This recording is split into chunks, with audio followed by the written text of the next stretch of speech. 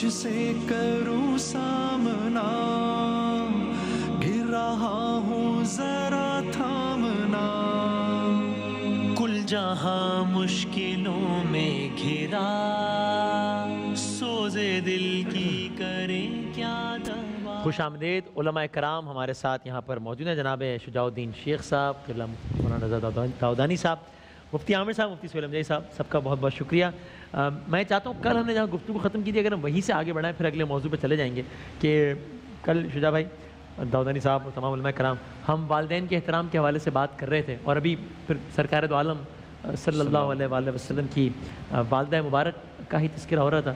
ہم یہ بات کر رہے تھے کہ ہم آپ حضرات سے سنتے رہتے ہیں والدہ کا احترام، والدین کا احترام، لیکن اگر ہم پریکٹیکلی کوئی ایسی بات بھی اس پلیٹ فارم سے اگر جا سکے کہ بھائی اس کو تو پریکٹس کرنا شروع کریں نا، کچھ چیزوں کی سمبولک بڑی سگنیفیکنس ہوتی ہے۔ تو مثلا میں نے کہا تھا کہ میں آپ لوگوں سے پوچھوں گا کہ مثلا یہ رواج میں نے کچھ گھروں پر دیکھا، مجھے بڑا اچھا لگتا ہے کہ وہاں ایک روش ہے کہ جب بھی وہ باپ سے ملیں گے، ماں سے ملیں گے، فوراً پہلے ہاتھ چومیں گے، گھر میں جیسے ہی داخل ہوں گے پہلا کام یہ کریں گے، گھر سے جیسے ہی نکل رہے ہوں گے تو آخری کام یہ کریں گے۔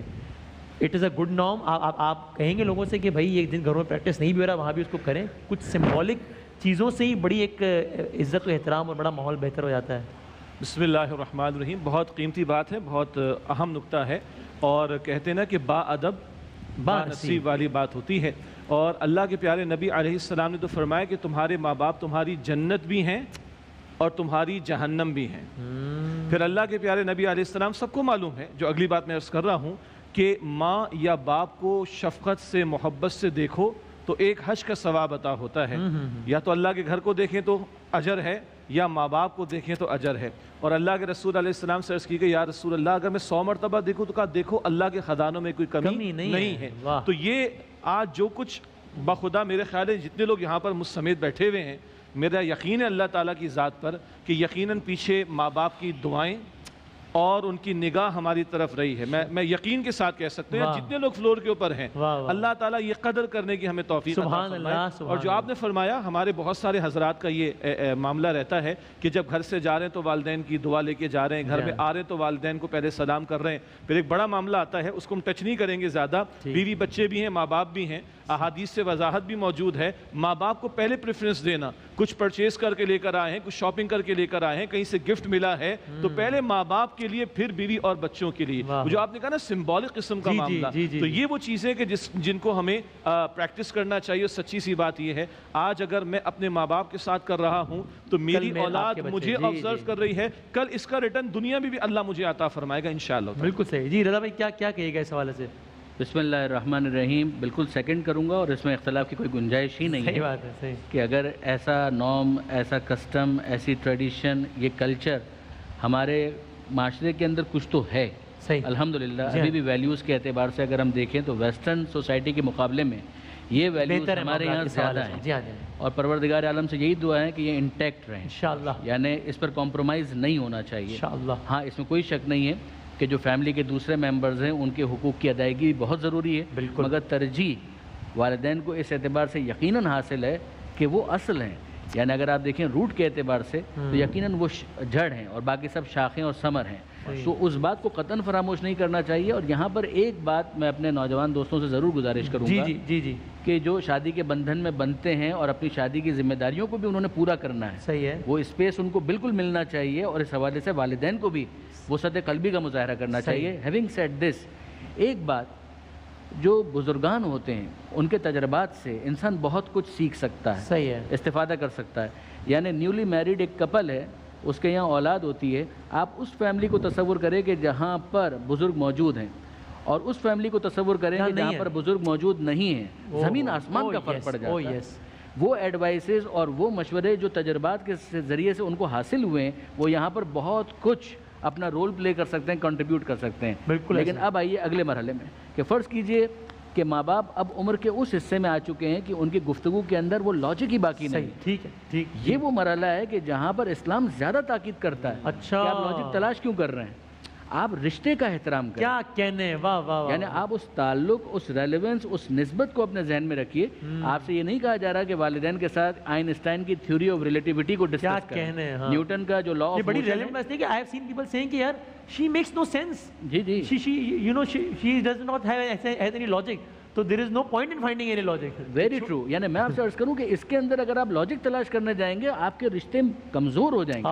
وہ آپ اپنے انٹلیکچوئل جو ڈسکشنز ہیں ان کو اپنے سائنٹسٹ کے ساتھ دوسرے دوستوں کے ساتھ آپ ڈسکس کریں, اور اس کے اندر یہ ایکسپیکٹ بھی نہ کریں کہ والدین آپ کو اس حوالے سے کوئی ایکسپرٹ اوپینین دینے جائیں. دوستوں کے معاملے میں اکثر لاجک تلاش کرتے بھی نہیں. I have seen people saying یار بات تو غلط کر رہا ہے, اپنا یار ہے یار, خیر ہے اس کو معاف, یار کو معاف ہے, ماں سے بات کرتے ہوئے لاجک تلاش کر رہے ہیں. اجازت جی کہ جب ہم چھوٹے تھے اور پتہ نہیں کیا کچھ کرتے تھے, کوئی عقل نہیں تھی, ماں باپ نے کتنا برداشت کیا تھا, کتنا اگنور کیا تھا, کتنا تحمل کا مظاہرہ کیا تھا.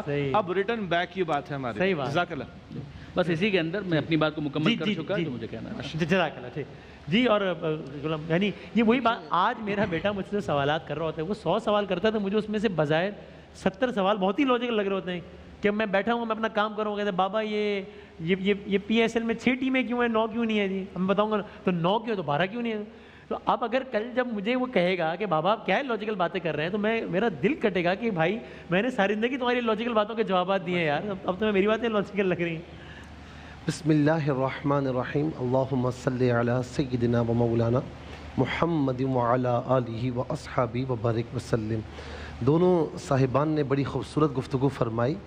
دیکھیں قرآن یہ فرماتا ہے کہ اما یبلغن عندک الکبر او احدہما, یہ نہیں فرمایا کہ دونوں جوانی میں تجھے مل جائیں, یہ فرمایا کہ دونوں میں سے ایک تجھے بڑھاپے میں مل جائے. اچھا بڑھاپا میں نے کل بھی کہا کہ بندہ بچپن کی طرف لوٹ جاتا ہے, کئی عادات. اچھا بعض اوقات بندہ والدین کے سامنے بیٹھے تو وہ بات لمبی کریں گے, آپ کے لیے وہ بے معنی ہوگی, اس کے باوجود آپ ان پر یہ ظاہر کریں کہ سب سے زیادہ امپورٹنس میں آپ کی بات کو دے رہا ہوں, اور بڑی توجہ کے ساتھ ان کی باتوں کو سنیں. کل آپ کی اولاد بھی آپ کے ساتھ ایسا ہی کرے گی, ٹھیک ہے نا. اچھا دوسری بات یہ کہ ہم ہیں کیا. آج اگر ہم اس دنیا میں ہیں تو اللہ تبارک و تعالیٰ تخلیق فرمانے والا ہے, لیکن اس دنیا میں ہمارے آنے کا سبب بنے کون ہیں, والدین بنے ہیں. تو اسی لیے اللہ رب العالمین نے جہاں پر یہ فرمایا کئی مقامات پر لا تعبدون الا اللہ وبالوالدین احسانا, یعنی ریلیٹ کیا ہے کہ اللہ کے سوا کسی کی عبادت نہ کرنا. مخلوق کی عبادت تو نہیں ہے, لیکن مخلوق میں اگر سب سے زیادہ کسی کا احسان رشتوں میں تم پر ہے وہ تمہارے ماں باپ کا ہے. اور حق کیسے ادا ہوگا وسیم بھائی, میں نے روایت پڑھی کہ حضور نبی کریم علیہ السلام فرماتے ہیں کہ پچھلے زمانے میں ایک شخص نے اپنی ماں کو کاندھوں پر بٹھا کر حج کیا, اور ایک روایت یہ کہ 7 حج کیے, ایک روایت یہ کہ 7 طواف کیے. میں کہتا ہوں طواف پر لے آئیں. صحیح ہے.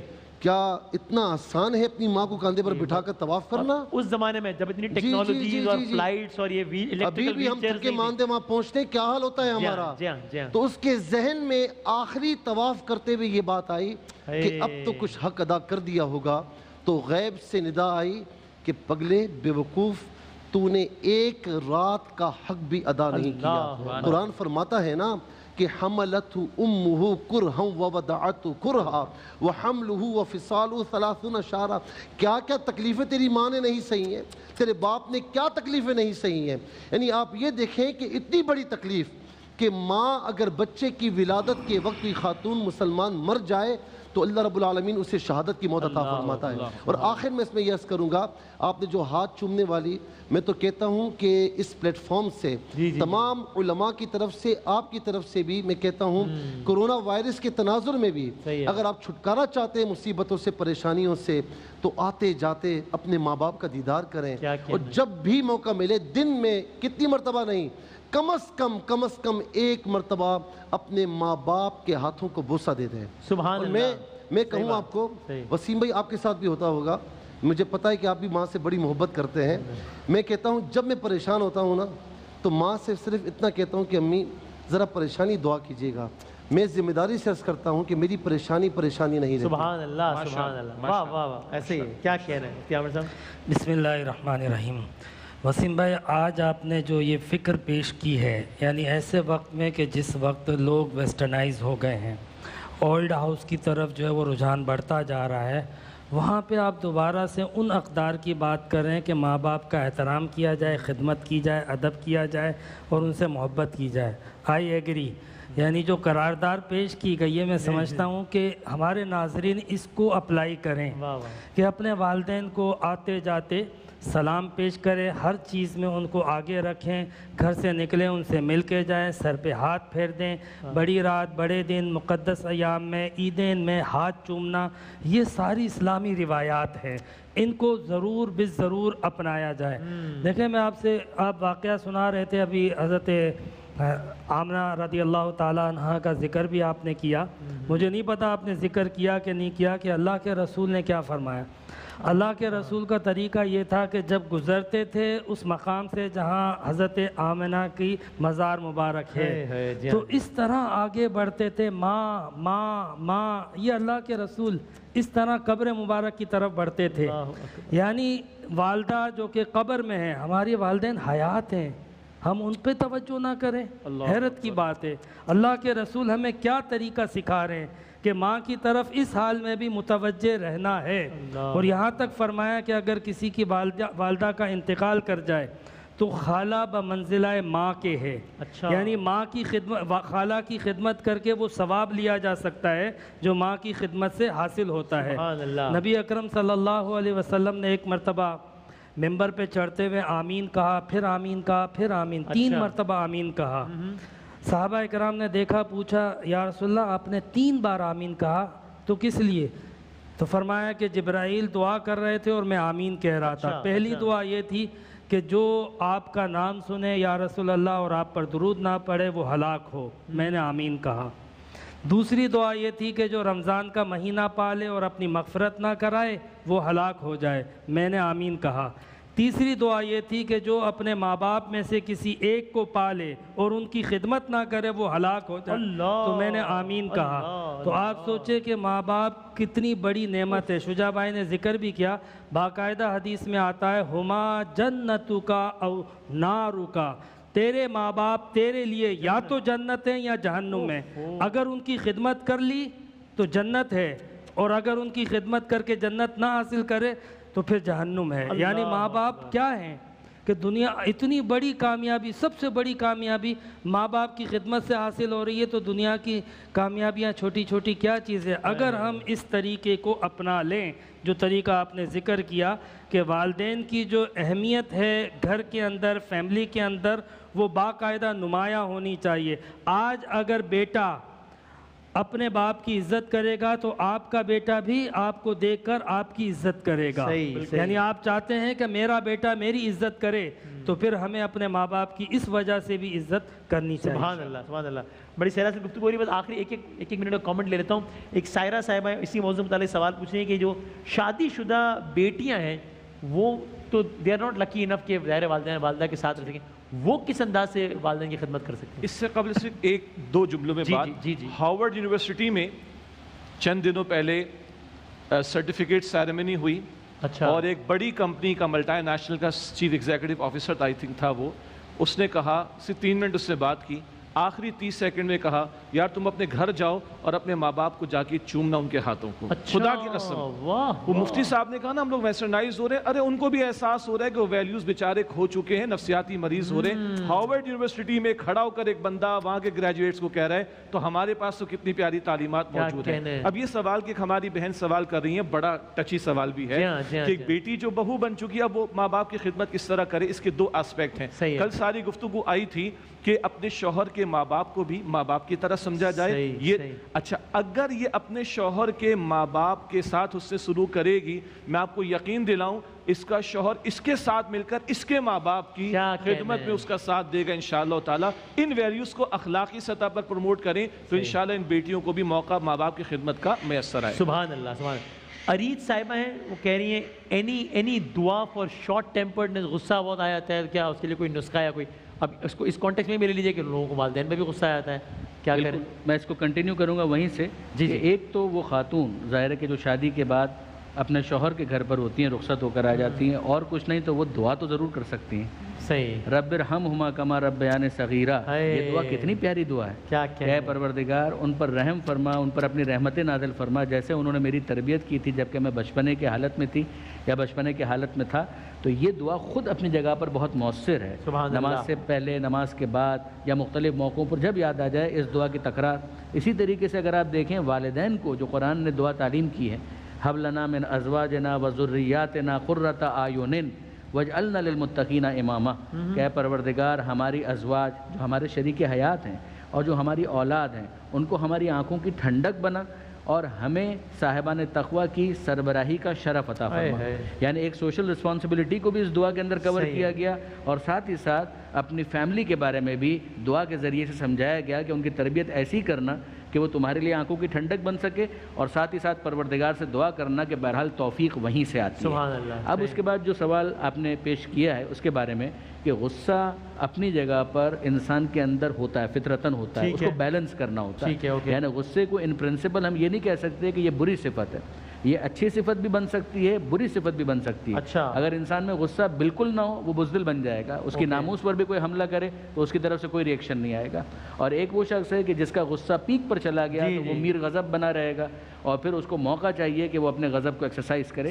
بیلنس چاہیے ہوتا ہے کہ جہاں پر غصے کو شجاعت کی صفت کے اندر ٹرانسفارم کیا جائے، جہاں پر وہ اپنے غصے کو عقل اور شریعت کی تعلیم کے مطابق استعمال کرے.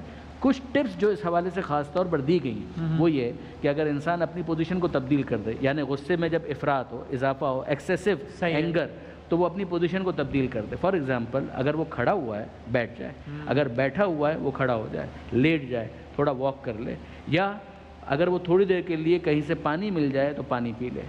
اور اسی طریقے سے اگر اپنے کسی رشتہ دار، کسی قریب رشتہ دار، محرم رشتہ دار، اس کو مس کر لے، اس کے ذریعے سے بھی اس کے غصے میں کمی واقع ہو جائے گی. اور سب سے بڑھ کر سائلنس، اگر کچھ دیر کے لیے اپنے آپ کو خاموش کر لے، یعنی یہ سمجھ لے کہ اس کے منہ میں کچھ ایسی چیزیں موجود ہیں کہ جن کی وجہ سے وہ بول نہیں سکتا، اگر وہ اپنے آپ کو اس موقع پر خاموش کر لے تو یقین جانیے کہ تھوڑی دیر کے بعد غصے کی آگ بھی خاموش ہو جائے. سبحان اللہ. کیا میں ایک آخری بتا دیں پھر آپ سے آغاز کرتے ہیں. سحر کے دسترخوان پہ یہ بھی بڑا ایک ٹچی سا سوال ہے، بس دامن میں کوئی زیادہ گنجائش نہیں کہ جن کے اب وہ کیا نہیں، ہم اتنی بات کر رہے ہیں، جن کے والدین نہیں ہیں اس دنیا میں، وہ تو بہت فیل کر رہے ہوں گے بات، وہ کیا کریں؟ کیا انہوں نے بس اپورچونیٹی مس کر دی؟ اب کیا کریں؟ خالہ وغیرہ جیسے میں نے ذکر کیا نا کہ خالہ بمنزلہ ماں کی ہوتی ہے، اسی طرح چچا بمنزلہ باپ کی ہوتا ہے. اسی طرح حدیث پاک میں آتا ہے کہ بڑا بھائی اور بڑی بہن یہ باپ اور ماں کی مثل ہوتی ہے. نبی اکرم صلی اللہ علیہ وسلم نے فرمایا. تو بڑے بھائی کا جب باپ کا انتقال ہو جائے تو جو گریڈ ہوتا ہے، وہ مرتبہ ہوتا ہے، وہ باپ والا پروٹوکول ہوتا ہے، رسپیکٹ کی جانی چاہیے ان کی اس طریقے سے. اور مرحوم والدین کے لیے دعائے مغفرت اور ایسے کام کرنا کہ جس سے ان کو ایصال ثواب ہو، یعنی ان کی روح کو ثواب پہنچتا رہے. نیک اعمال کرنا، کوئی ثواب جاریہ کے ان کی طرف سے کام کر دینا، اس کا بھی احادیث مبارکہ میں ثبوت ملتا ہے. بعض لوگ ہمارے یہاں پہ اس حوالے سے مخصوص بات پوچھتے ہیں، میں اس کے لیے مطلق بتاتا ہوں. وہ اگر عمرہ کرواتے ہیں، حج کرواتے ہیں، خیرات کرواتے ہیں، مسجد بنواتے ہیں، کوئی بھی نیک کام کرتے ہیں، ثواب کی نیت کرتے ہیں، ان کو ثواب پہنچتا ہے. جزاک اللہ، بہت شکریہ. حضرت سحر کے دسترخوان میں آغاز کریں گے استاد کے احترام کے حوالے، اس پہ بات بھی کریں گے. یہ بھی ایک ایسی چیز ہے بہت توجہ دینے کی ضرورت ہے. استاد کا احترام، اس پہ بات کریں گے ہم سحر کے دسترخوان میں انشاءاللہ. وقفہ لیتے ہیں. ماہ رمضان یوں آ گیا، بن کے رحمت یہ پھر چھا گیا، کیسے تجھ سے کروں سامنا، گر رہا ہوں